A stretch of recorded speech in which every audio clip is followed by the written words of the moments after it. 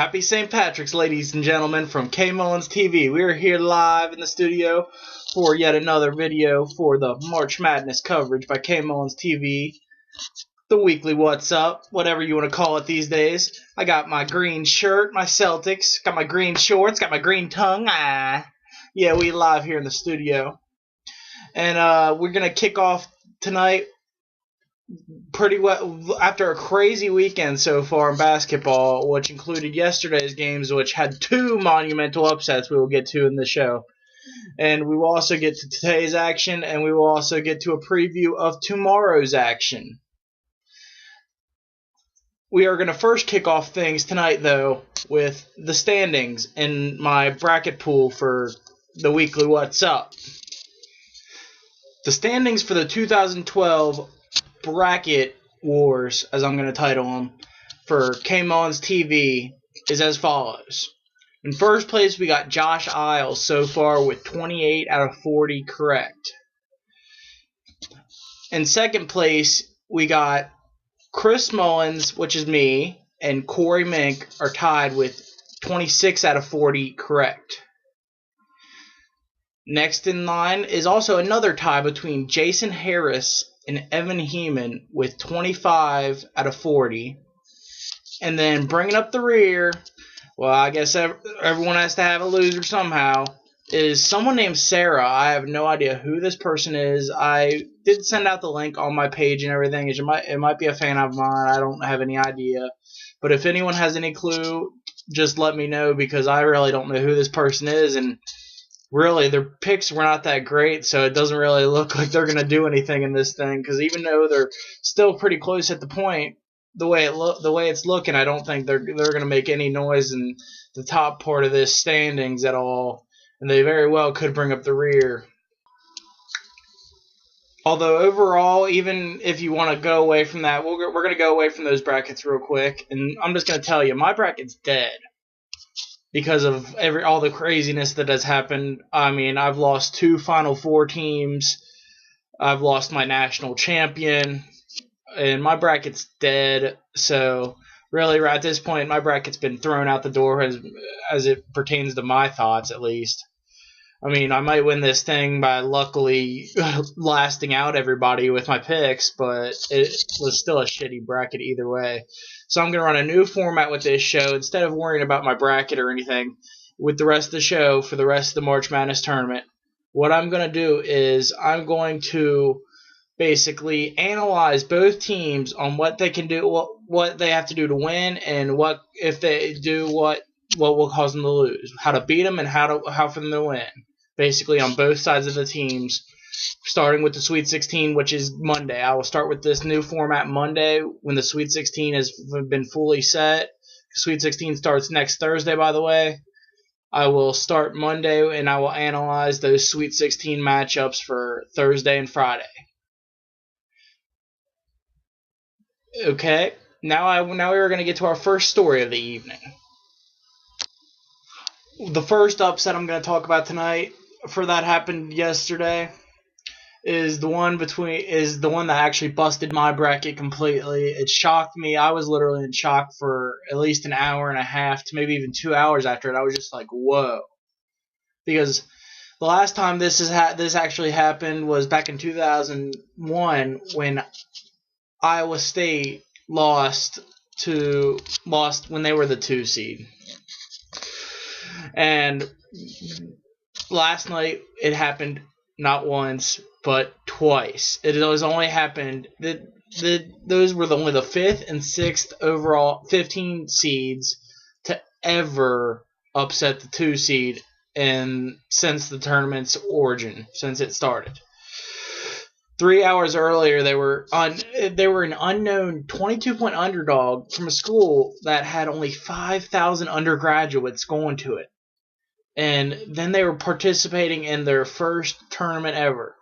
Then 3 hours later, they shocked the planet, shocked the world, as the Spartans took care of business, shocking not only the whole entire world, but the 2 seed Missouri Tigers, 86-84, behind a great game by Kyle O'Quinn, Right off the top of my head, I can't really think of how many points he had, but just the way he played the entire game, he impressed me. I believe he just definitely, I mean, it really kind of depends on what they do in their next game against Florida, but I really think he might have just played himself into getting a possible lottery spot in the NBA draft coming up. Everything comes better in twos, you know, and I told you it happened twice. Yes, 3 hours after Norfolk State busted many of our brackets, Lehigh putting the kill shot on them as a second number 2 seed goes down in the round of 64. Duke was overall just out-hustled and outplayed by a Mountain Hawks squad that outscored the Blue Devils 19-4 in transition, led by a shining star guard, C.J. McCollum, who just looked phenomenal against the front court or the back court of Duke. He was out hustling Austin Rivers, and he was out hustling every single one of their guards. Quinn Cook, Dawkins, he had them all, and they could not handle Mr. McCollum's game. He deserves Mr. McCollum after last night's performance, as Lehigh will move on to the round of 32 to play for a shot in the Sweet 16. And the Lehigh led for much of the game, actually, and actually there was North Carolina fans in the crowd because the game was played in Greensboro. There was North Carolina fans in the crowd that were borrowing brown signs from Lehigh fans that read "Go Mountain Hawks" and "Go Lehigh" just to cheer on this Cinderella team to upset their rival. Lehigh takes on Xavier tonight for a spot in the Sweet 16. That game's on True TV tonight. 8 tickets were punched today on Saturday's games for the Sweet 16, so half the field is set for the Sweet 16, and here's how. Syracuse beat Kansas State 75-59, led by their guard, Scoop Jardine, who had 16 points and 8 assists to lead the Orange to the Sweet 16 for the third time in the last 4 years. Ohio State outlasted Gonzaga 73-66. Guard Aaron Kraft led the Buckeyes charge with a double-double on 17 points and 10 assists. The Marquette Golden Eagles ended Murray State's dream season 62-53. Marquette forward Jay Crowder had another monster game with 17 points, 13 rebounds, 3 steals, and 2 blocks as Marquette moves on to the Sweet 16. Wisconsin outmuscles Vanderbilt in the last seconds to reach the Sweet 16 by a score of 60-57. Jordan Taylor helped the Badgers advance, leading his team with 14 points. Indiana tops last year's Cinderella VCU 63-61.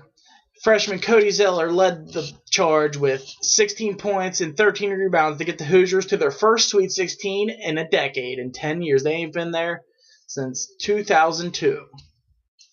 Overall, top seed Kentucky took the lead into halftime and never looked back as the Wildcats roared past Iowa State 87-71.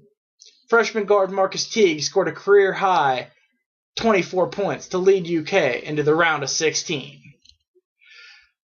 Baylor survived a close game but pulled away late to roll past Colorado 80-63. Baylor guard Bradley Hayslip led the Bears with a career-high 27 points. That's Brady Hayslip, by the way, actually. I'm sorry about that. Louisville survives a late scare to take down New Mexico 59-56. Louisville guard Russ Smith led the Cards with 17 points. For my Sunday preview, I'm going to preview all the games and just give you all the games and then give you a player to watch for each game. I'm going to give you a player that could definitely have a factor in the outcome of the game. In the Georgetown-NC State game, the player to watch here right now is NC State forward C.J. Leslie. He's been leading these, I guess you can call them, even though they're in the ACC, a Cinderella NC State Wolfpack team that no one expected to be in this position right now.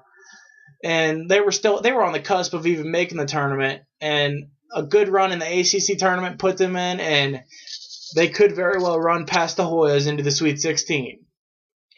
In the Michigan State versus St. Louis game, the player to watch is St. Louis guard, I hope I say this correctly, Kwame Mitchell. He had a great game versus Memphis and led them past Memphis in the first round. And Rick Majerus has talked very highly of this guy whenever asked about him. And I believe that he could be a very key cog. And if the Spartans were to be upset going into the Sweet 16, the Billikens could go in. Florida versus Norfolk State. The player to watch here is, once again, just like it was in the round of 64, Norfolk State forward Kyle O'Quinn. O'Quinn Sanity was sweeping the nation yesterday, and I believe it very well could possibly versus Florida, who doesn't have a very great size in their front court, and they might have trouble here. Even though that's my team, they could very well have trouble with Norfolk State here, and Norfolk State could be looking at a Sweet 16 berth. Ohio versus South Florida, the battle of two teams that upset their opponents in the first round. To move on to this, as South Florida beat Temple and Ohio beat Michigan, which again busted many brackets in the crazy games that happened yesterday. In this game, I see the player to watch out for is South Florida guard Ron Anderson Jr. He's just been playing very great. He had great games both versus California and also versus Temple.